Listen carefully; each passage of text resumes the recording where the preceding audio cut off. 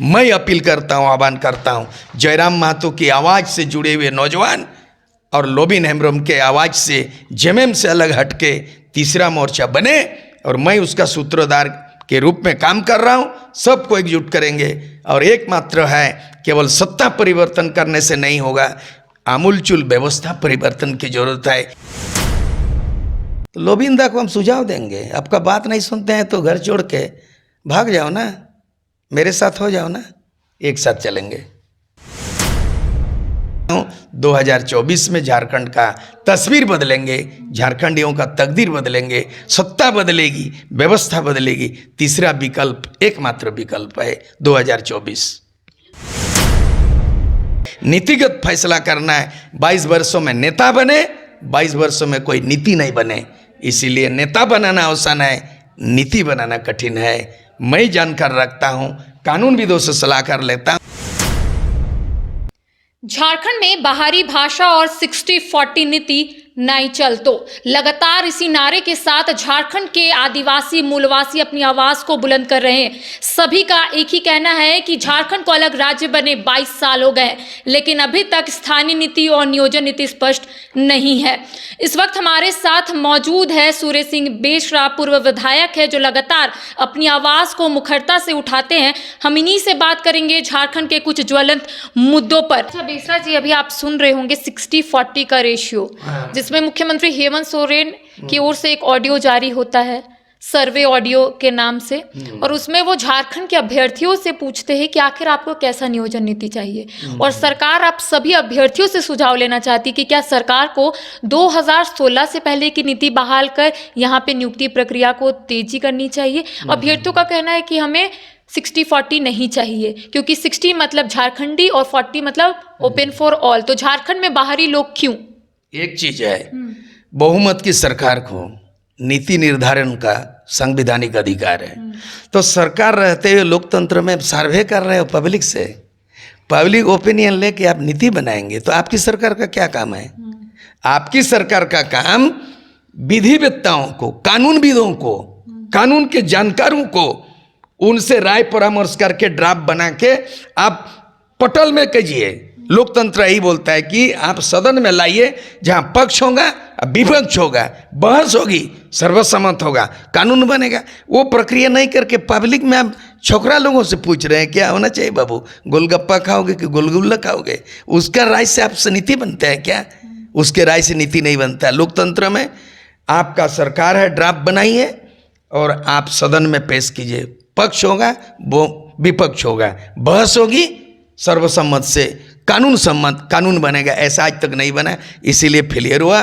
22 वर्षों में 11 बार सरकार बनी, 5 बार चुनाव हुआ, इसलिए इन लोग एक ही थाली के चट्टे बैठते, पक्ष विपक्ष। 2024 सामने में है, 2023 चल रहा है। हम चाहते हैं ना पक्ष ना विपक्ष, तीसरा पक्ष, उसके लिए इकट्ठा कर रहे हैं सबको। चाहे जयराम महतो का जो युवाओं का दल बल आवाज बुलंद कर, जन जागरण कर रहा है, आंदोलन नहीं कर रहा है, सरकार को प्रेशराइज नहीं कर पा रहे हैं, लेकिन सुरेश सिंह बेसरा जब आंदोलन किया, सरकार को बाध्य किया, केंद्र सरकार को, और वार्ता किया, दिल्ली वार्ता, झारखंड वार्ता। इतिहास में पहली बार मैं जिंदा हूँ, विधायक के रूप में त्याग देना, लड़ाई के रूप में एग्रीमेंट दिल्ली करना। मैं अपील करता हूँ, आह्वान करता हूँ, जयराम महतो की आवाज़ से जुड़े हुए नौजवान और लोबिन हेम्ब्रम के आवाज़ से, जेएमएम से अलग हटके तीसरा मोर्चा बने और मैं उसका सूत्रधार के रूप में काम कर रहा हूँ। सबको एकजुट करेंगे और एकमात्र है, केवल सत्ता परिवर्तन करने से नहीं होगा, आमूलचूल व्यवस्था परिवर्तन की जरूरत है। नीतिगत फैसला करना है। 22 वर्षों में नेता बने, 22 वर्षों में कोई नीति नहीं बने। इसीलिए नेता बनाना आसान है, नीति बनाना कठिन है। मैं जानकर रखता हूँ, कानूनविदों से सलाह कर लेता हूँ। 2024 में झारखंड का तस्वीर बदलेंगे, झारखंडियों का तकदीर बदलेंगे, सत्ता बदलेगी, व्यवस्था बदलेगी। तीसरा विकल्प, एकमात्र विकल्प है 2024। अच्छा, आपने अभी जयराम महतो का नाम लिया, आपने अभी झारखंड मुक्ति मोर्चा के कद्दावर नेता कहे जाने वाले लोबिन हेम्ब्रम का नाम लिया।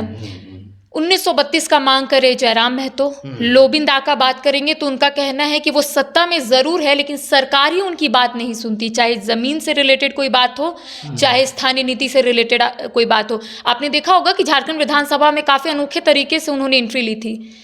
हरा कलर का उन्होंने कपड़ा पहना था और एक 2 मटका लिया था जिसमें लिखा हुआ था स्थानीय नीति, और जल जंगल जमीन का उन्होंने पट्टा पहना था। तो आप इसको किस रूप से ले रहे हैं, क्योंकि वो भी अपनी आवाज को उठा रहे हैं। कहावत नहीं, सामाजिक बात बोल रहा हूँ। एक पत्नी पति से डेली झगड़ा करती है, पत्नी का बातें नहीं सुनता है तो पत्नी भागती है नहीं घर छोड़ के। तो लोबिंदा को हम सुझाव देंगे, आपका बात नहीं सुनते हैं तो घर छोड़ के भाग जाओ ना, मेरे साथ हो जाओ ना, एक साथ चलेंगे। मतलब आप इनडायरेक्टली या डायरेक्टली यही कहना चाहते हैं 2024 के लिए आप तैयार हैं? मैं जेएमएम को छोड़ने के लिए सलाह दे रहा हूं। जिस थाली में खाएंगे उसी को छेद करेंगे, कहावत है। जिस पार्टी में रहेंगे, जिस घर में रहेंगे, झगड़ा करने से क्या फायदा है।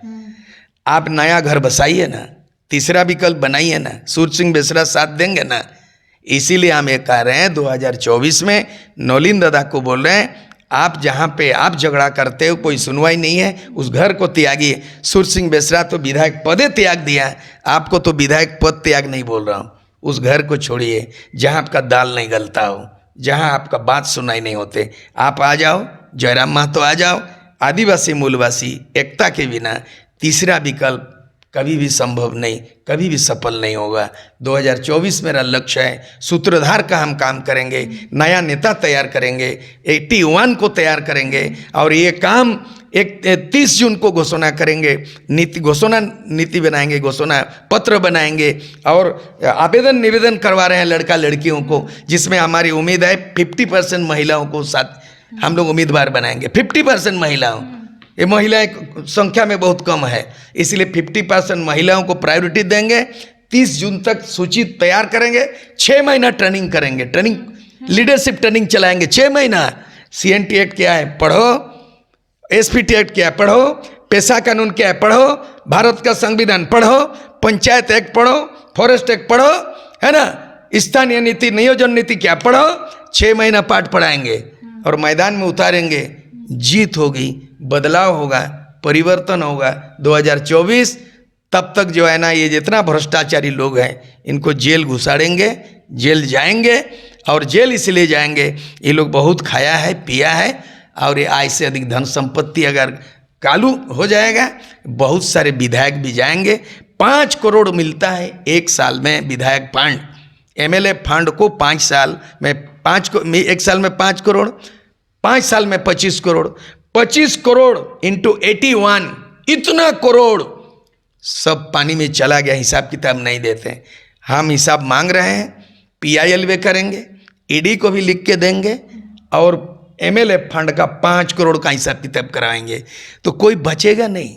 झारखंड वर्तमान सरकार अली बाबा एंड 40 चोर है। अली बाबा का मतलब है 1 और 40 चोर, 40 + 1 41, मतलब यहाँ कोई मुख्यमंत्री है वो अली बाबा का भूमिका निभा रहा है, और 40 जो है ना विधायक 40 चोर की तरह काम कर रहा है, लुटेरा हो रहा है। अली बाबा 40 चोर की सरकार है ये। क्योंकि 81 में अगर सिंपल मेजोरिटी होगा तो 41 चाहिए, 40 माने 40 चोर और 1 माने अली बाबा। ये अली बाबा 40 चोर की सरकार ज़्यादा दिन नहीं, 2023 होते होते ED होगा, CBI होगा, जांच होगा।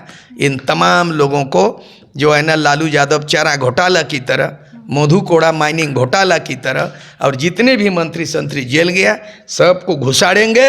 जितने भ्रष्टाचारी बेईमान डकैत ये मानसिकता के लोग हैं कि मुझे मौका मिले मैं भी लूट लूँगा, ये सब लोग मिल करके ये लोग झारखंड को लूटा है।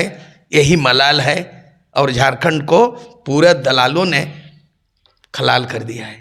इसको छोड़ेंगे नहीं, यही संकल्प है 2024 का। तो 2024 में पूर्व विधायक सूरज सिंह बेसरा सूत्रधार का काम करेंगे और तमाम आदिवासी मूलवासियों को एक मंच पर रखेंगे और अपनी आवाज़ को बुलंद करेंगे। इनका कहना है कि 2024 के लिए हम पूरे तरीके से तैयार है। झारखंड जिस सपनों को लेकर अलग हुआ था उस सपना को पूरा करेंगे। जिस तरीके से झारखंड में ED CBI की दबिश देखने को मिल रही है उसको भी कहीं ना कहीं दूर करने का काम भी करेंगे। फिलहाल मेरे साथ इतना ही। कैमरा पर्सन के साथ करिश्मा सिन्हा, न्यूज़ बाइस्कोप, रांची।